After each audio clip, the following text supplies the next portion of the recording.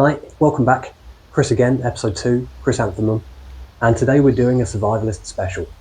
If you're anything like me and you've been mind prepping for the dismantlement of society due to existential turbulence brought on by the rising cost of compost, another word for soil, and have spent the last decade indulging escapist fantasies of your own small holding in the woods where you live an idyllic and peaceful life free from the trappings of contemporary living, but somewhere along the way those fantasies took on a haunting specificity that was both terrifying and intriguing, and before you realise it, you're mentally drilling your escape response to the shrieking alarm that can only mean marauders have breached your compound walls and discovered your precious coal reserves.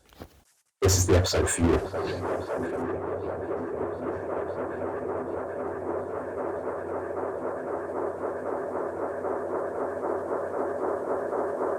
It's going in. It's going in. It is. Now this is survivory, despite what my producers might say. You may have seen other channels who claim to be able to start a fire using nothing but water before they chuckle oafishly and pan to a flask full of a clear fluid that they've used to channel a light source and create a fire using nothing but trickery and deviousness. I find this disingenuous, so today I'm going to show you how to really create a fire using nothing but water.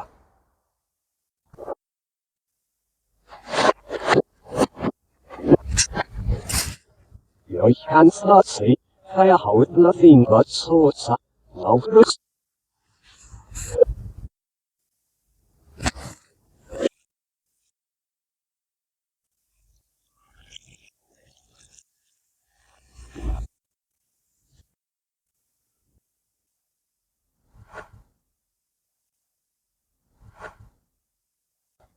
Sounds alright? Think anyone will notice?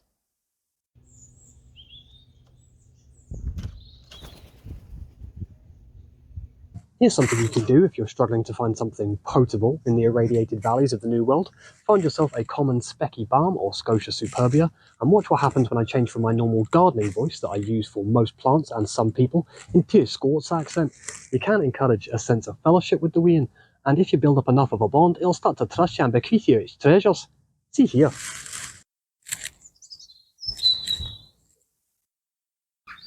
That's pure berry, right? Some legends say that if you drink of the thistle's nectar, a slow and painful death awaits you, but I've been using this trick for years, and I'm yet to see any ill effects.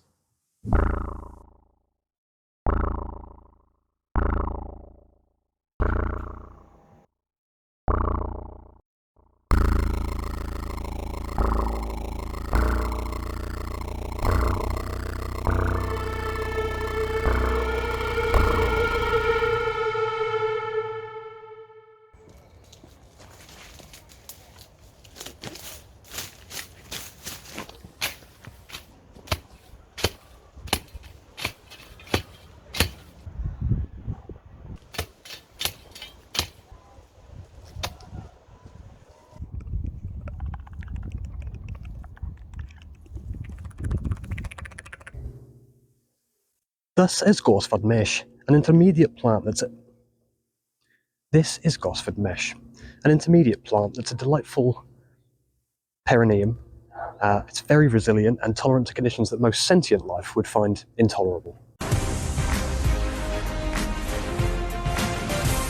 Now, while the plant itself is quite hardy, in order to get it to fruit, you will need quite specific conditions.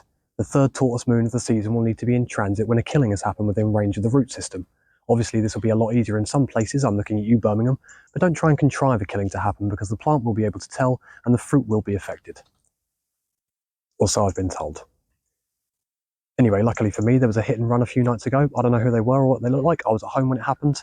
But fortunately for me, this little fella's picked up the hormones and has started to yield this wonderful mesh bulb. A member of the gourd family, the Gosford mesh, so suitable for soul shackling. I've got a video on that if you haven't seen it already. Please watch it. Anyway, looks like that's enough for this episode. So I'll be, please like it, please, and subscribe. Jesus Christ, and yeah, bye for now. Say bye, Mandy.